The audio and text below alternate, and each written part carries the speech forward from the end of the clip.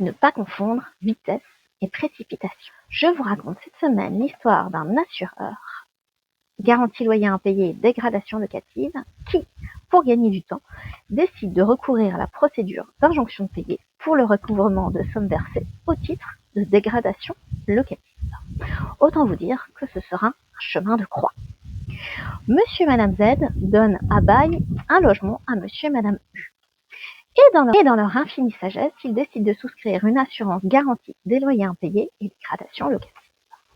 Et grand bien leur en a pris, puisque, en fin de bail, ils constatent des dégradations locatives. Ils s'adressent alors à leur assureur qui les indemnise.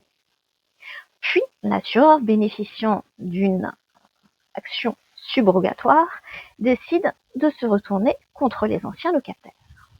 Il recourt alors à la procédure d'injonction de payer. Le président du tribunal n'y trouvait rien à redire et rend une ordonnance. Les anciens locataires forment opposition à cette ordonnance. Ils soulèvent un argument, l'irrecevabilité de la procédure d'injonction de payer dans cette matière.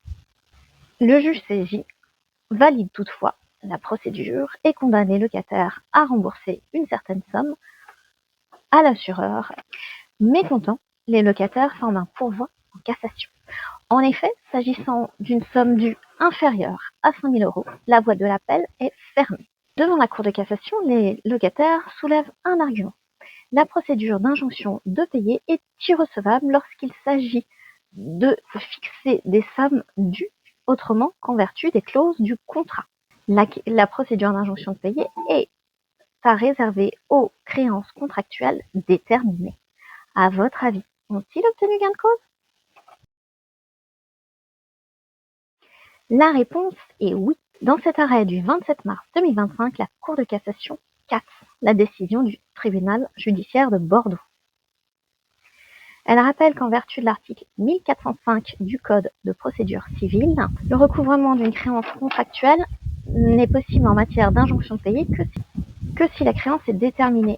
Or, au titre des dégradations locatives, la créance n'est pas déterminée par le seul contrat puisqu'il impose de vérifier si les locataires ont effectivement commis des dégradations locatives.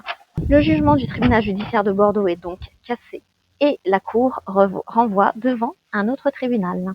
Un conseil: ne jamais recourir à la procédure d'injonction de payer en matière de dégradation locative. En croyant gagner du temps, cet assureur en a perdu beaucoup. Si cette vidéo vous a plu, je vous invite à la commenter, à la liker ou à la partager.